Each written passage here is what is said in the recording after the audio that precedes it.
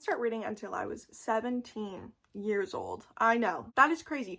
I hated books like all throughout school. I hated reading, I hated writing, I hated all of it. But whenever I was 17, that Christmas, Book Talk was like super popular. Draco Talk was like everywhere. Enemies to Lovers. I had never heard of that really before. I was a homeschooled kid. But that Christmas, I got my wisdom teeth out and I also asked for a book. My entire family thought I was insane because I had never touched a book like ever out of my own free will. Usually I hated them. I would actively trash talk books.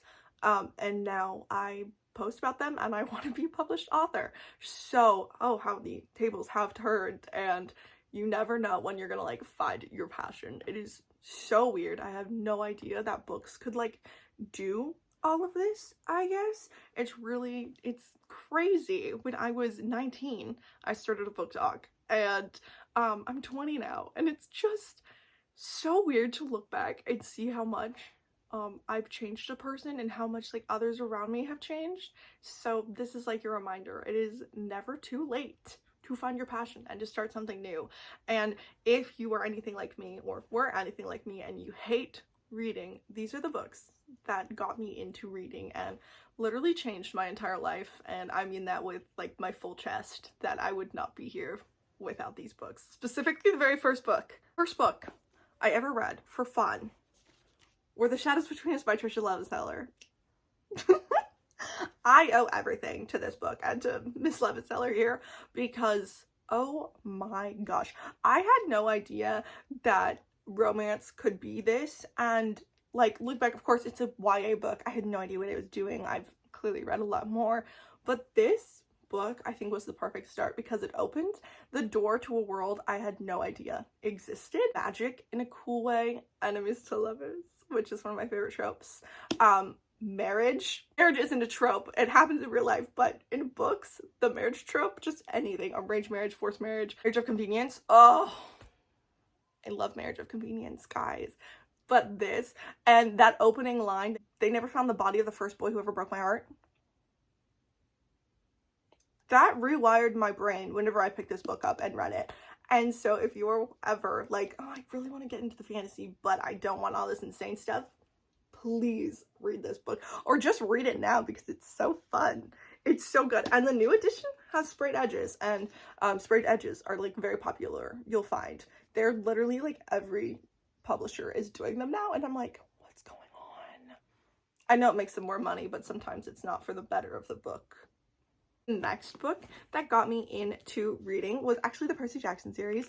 This series, this book is so she's well loved, and the Percy Jackson books just, again, I had no idea that this is what books could be. An epic adventure of, like, if I was younger and I liked books and I read this, I think that this would have, like, changed me way early on, because it was literally, like, teenagers and young kids doing absolute insane crap.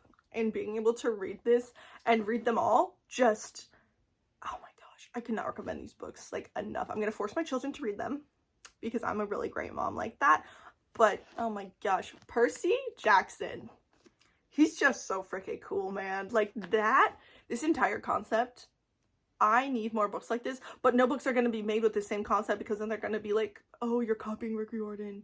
Whatever. Please, someone write more books like this, because I will be there first in line, fighting for an arc, fighting for anything.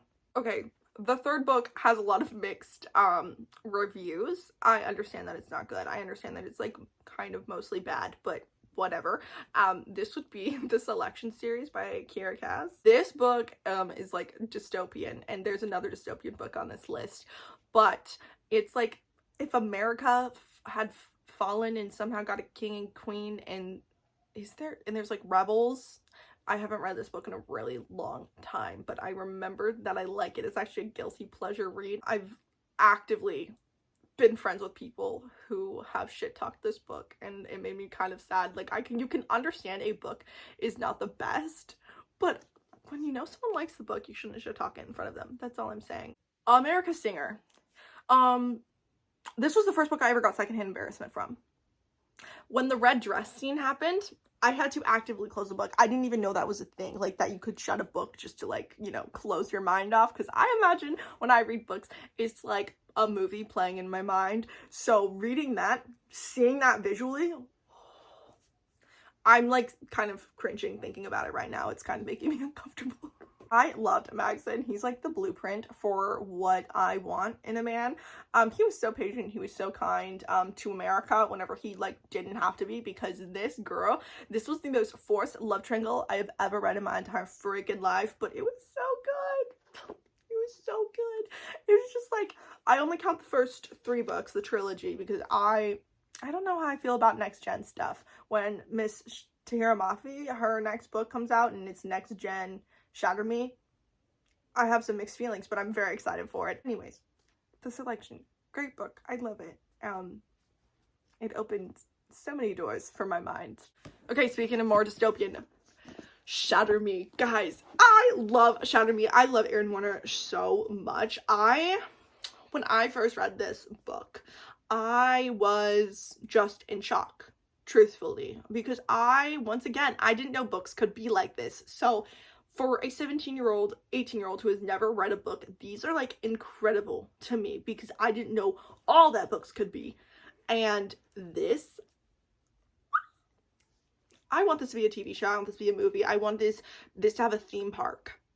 Oh, a theme park could be so great. These books, the plot twist, Erin Warner, every single time Erin and Juliet interacted, something in my heart and my mind was just like changing and opening, and I was like, maybe I like blonde men.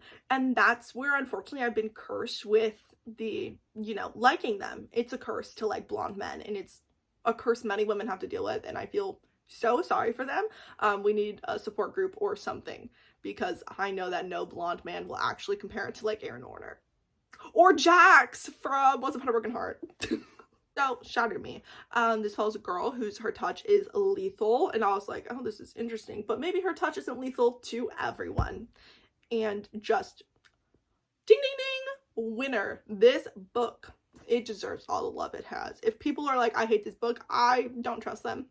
I don't, because there's really no reason why you shouldn't like the Shatter Me series. Like, sure, does some of it drag on? Sure, some of it like it's a book of its time. This book was like, came out like 2012. You cannot go in thinking you're gonna be reading a book from, you know, 2025.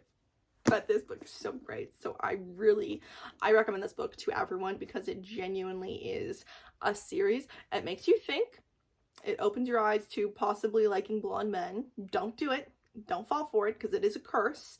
And 3, it also has Kenji in it, and Kenji's incredible. Okay, the last book that got me into reading, when I read this, guys, I immediately went onto TikTok, looked it up, and realized it's not popular at all, so it kind of broke my heart. But that would be the Renegades trilogy by Marissa Meyer. So a dystopian kind of world where people have superpowers, and you have these two, and it's enemies to lovers, but they both have a secret identity. So like their non-secret identity are like in love with each other, and their secret identity, they hate each other. So good. It was so good. I've never read a superhero book that compares. Also, there's not that many superhero books out like this, and I think that there has to be, because superheroes are so underrated, but it has to be done so incredibly, like, perfectly, and this book was done perfectly. Okay, so you have Nova and Adrian, and Nova is a villain who goes undercover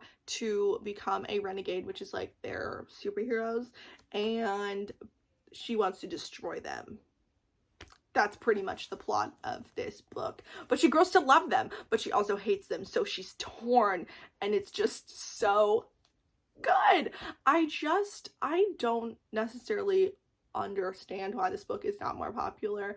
I think that her Heartless book is like, you know, so popular, but this one needs to be popular. We just need to bring superheroes back, I think. But this book, once again, I think there's a theme that like these are all enemies to lovers, and I have such a joy and such a love and such a respect for people who can write them well, and this was done so well. I have to go reread it now, because thinking about it just makes me fall more in love.